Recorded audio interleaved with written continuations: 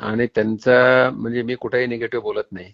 जी. आणि पंकजा एवढी ज्युनियर आहे, हम्म. पण मोठ्या बापाची मुलगी आहे. हो हो बरोबर. दोघांशीही माझे घरचे संबंध होते. हो हो हो. पंकजाचं म्हणजे वडिलांशी मुंडे साहेबांना राजकारण येण्याच्या अगोदरपासून येस येस. संबंध चांगले होते. उगीच काही माझ्याशी काही त्यांचे हे करायचं काही गरज नव्हती. हम्म. आणि हे पण ह्यांनी मला मग मुंडे साहेब गेल्यानंतर मी यांना अटॅच झालो. म्हणजे मुंडे साहेबांनी 1 मिनिट तुमचा जास्त घेतो, जी. मला 2012 मध्ये दिल्लीला बोलून घेतलं. हम्म. ते म्हणले बाबा तुला 14ला आता लढायचं औरंगाबाद. मी म्हणले एकदा 9ला लढलो, येणार नाही, मला तुम्ही द्यायचं तर फुलंब्री द्या. मग रावसाहेबांना बोलवलं, डॉक्टर कराडांना फुलंब्री आपल्याला द्यायची म्हणून सांगितलं. मी कामाला लागलो हम्म. आणि रावसाहेबांना मी बरोबर काम करत होतो. हम्म.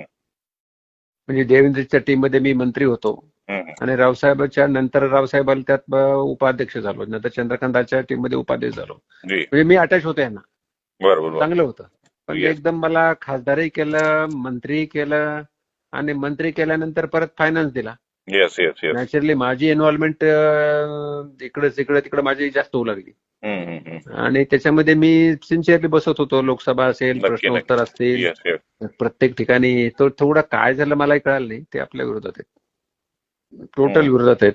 रावसाहेब विरोधात आणि पंकजा विरोधात आहेत. आणि मला थोडी आमची जी किरकिर झाली रावसाहेबांची माझी दानवे साहेबांच्या समोरच झाली. दानवे साहेब नाही, आपल्या बावनकुळे साहेबांची. मी तुम्हाला बोललोय वाटतं. जी. ती किरकिर झाल्यामुळे त्यांना म्हणजे बुगीच माझ्या मनात असं वाटतंय की बावनकुळे साहेबांना माझ्याबद्दल निगेटिव्ह इम्प्रेशन झालेलं आहे. ते काय मला तसं दाखवत नाहीये, पण रावसाहेबांची माझी किरकिर झाली. ते म्हणले भाऊ जाऊन तुम्ही भेटा, बोला. मी त्यांना क्लिअर करायचा प्रयत्न केला, पण त्यांच्या मनात ते उगीच हे झालं माझ्याबद्दल. आणि मग आता इथं कसं होतं, किरकिर झाली म्हणजे नेमकं काय झालं? हा म्हणजे बावनकुळे साहेबांना झालं का तुमच्याबद्दल का रावसाहेब दानवेंना? नाही नाही नाही नाही नाही, इथं कसं होतं, इथं समजा शहराचा काही जरी कार्यक्रम असेल, आम्ही रावसाहेब दानवेची तारीख घेत होतो. अच्छा रावसाहेब दानवे अच्छा. प्रदेशाध्यक्ष होते, नंतर त्याच्या अगोदर नेताही होते. हम्म. पण नंतर मी मंत्री झालो आणि अतुल सावे मंत्री झाला. फडणवीस साहेबांनी सांगितलं तुम्ही तुमचे निर्णय घे, चला. आम्ही इंडिपेंडंट काम करत होतो. म्हणजे त्यांचं जे औरंगाबादवरती जे वचक होतं ना, औरंगाबाद अगोदर हँडल करायचे नाही ते आम्ही हँडल करतोय आता. अच्छा म्हणून अच्छा. ते. आणि मग काय झालं, एके दिवशी डॉक्टर कराडांना मस्ती आलेली जास्त, आता मंत्री झालेत ते. मला असं काय बोलताय तुम्ही माझ्या नावाचं? नाही नाही नाही, तुमचं वागणं बरोबर नाहीये, असं बरंच झालं. रावसाहेब बोलले का? हा, ते बावनकुळे साहेबांसमोर अरे बापरे. हा. इतकी किरकिर झाली. मग मी म्हणलं दादा तुम्ही नेते आहात, जास्त काही बोलू नका. जे असेल ते आपण उद्या बोलूया ना, यांच्या समोर काय बोलताय. हे झालं मग 3-4 वर्षापूर्वी झालंय. रावसाहेबांच्या घरी दिल्लीमध्ये मी तिघच होतो डायनिंग टेबलवर. तेव्हापासून बावनकुळे साहेबांना असं वाटत असेल, आणि ते बावनकुळेची आणि रावसाहेबांची चांगली मैत्री आहे. हे तुम्हाला माहिती आहे की नाही मला माहित नाही. माहिती माहिती. चांगली मैत्री. चांगली मैत्री आहे. म्हणजे इव्हन आपण जिल्हाध्यक्ष गेल्यानंतर सुद्धा बावनकुळे जेवायला गेले, तिथे त्यांनी सांगितलं की हे ते आम्ही जे केलेलं पोरग त्याला अध्यक्ष करायचं नाही, तुम्ही एकनाथ जाधवला करा. बावनकुळे साहेब म्हणले एकनाथ जाधवला करा. नाही म्हणलं आम्ही कशासाठी केला जिल्हाध्यक्ष. मग आता थोडं अडचण आली की आम्ही वर जात होतो, कुठे, फडणवीस साहेबांकडे. तिकडून आम्हाला बरोबर रिझल्ट मिळायचा. फडणवीस साहेबांना रावसाहेब दानवे काय चांगले माहित आहेत. बावनकुळे साहेब तर ते तिकडचेच आहेत, त्यांचे आहेत दोस्ती काय असेल ते. म्हणून एक आम्ही लाईन आमची रावसाहेब पाटील आहे, तुम्हाला सांगतो. यांची अपेक्षा, आता मी तुम्हाला बोलतो, यांची अपेक्षा होती की ते सीएम झाले फडणवीस साहेब, आणि हे त्याच वेळेस अध्यक्ष झाले. मराठा समाजाचा नेता कोणी नव्हता. त्यांची अपेक्षा वाढत गेली, आपणही सीएम झाला पाहिजे म्हणून. हे सगळे मराठे केले त्यांनी. ते तुम्हाला माहित आहे का नाही मला माहित नाही. आहे ना. हा हा, मलाही माहिती हा विषय. हा. Hello hello hello. हा डॉक्टर साहेब बोला. तर हे थोडं ह्याच्यामध्ये म्हणून आम्हाला मग फडणवीस साहेब आम्हाला चांगला वाटतं तुमच्या अच्छा असेल, सावे असेल, पण इकडून थोडं आम्ही दूर होत गेलो असं आहे. तर तो विषय नाही आहे. ठीक. बरं ऐका ना, परवा मी होतो, भूपेंद्रजींनी मला जेवायला बोलवलं होतं. मग त्यानंतर आम्ही बसलो गप्पा मारत. मग नंतर भटक्या विमुक्त जाती, एसबीसीचा असा विषय निघाला. मग कोण कोण नेते आहेत राज्यात. मग त्यांनी स्वतःहून बंजारी समाजाचा वो पंकजा आहे बोले. म्हटलं नहीं, डॉक्टर कराड़ साहब भी है मनख्या, उनका भी बहुत अच्छा है समाज के अंदर उनके. असं मी बोललो आणखी. मी तुमचा आवर्जून नावाचा उल्लेख केला. जिथे मला जिथे पुश करताय तिथे मी आपोआप करतोच. करा करा करा. Yes sir.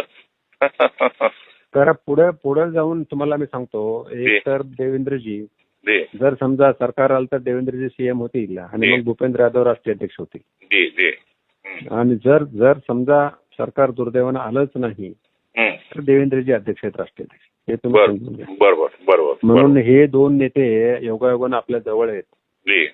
आणि आपणाला ही दोन्हीची तुम्ही तुमची लायझनिंग ठेवा. मी तुम्हाला फडणवीस साहेबांकडे 100% मदत करू शकतो. म्हणजे मला आग्रहाने ते विचारतात, बोलतात आणि करतात. पण ते माझं त्यांनी यावेळेस केलं नाही ना. मला थोडं नाही ना. आता ऐका तुम्ही, ऐका, मी त्यांना बोललोय होतो, मेसेज टाकला, तुम्हाला मेसेज दाखवला. पाहिला. तुमचंच नाव पहिलं टाकलं होतं. हो. त्यांच्या अडचणी असतील कोणता मॅटर काय ते. यस असू शकतात अडचणी, आपण समजू शकतो. नाही, दुसरं तुम्हाला एक आहे की तुम्ही संघटनेचं काम करताय आणि लढायला जागा नाही तिथे. नंदुरबार अडचण ती ना, सगळ्यात मोठी अडचण माझी ती आहे ना. नाही तर मी मागितलं पण नसतं. तुम्ही काही असं आम्हाला इथं द्या असं म्हणणारे नाही. नाही तर कधी ते मी विधानसभा निवडून कधीच आमदार झालो असतो. तोच प्रॉब्लेम आहे ना. हो ना, ते अडचण नाही. ते करू, ते चांगलं मी आणून देतो त्यांच्या लक्षात. यस. मी माझी जबाबदारी आहे तुम्हाला, म्हणजे जबाबदारी म्हणजे खारीचा वाटा माझा.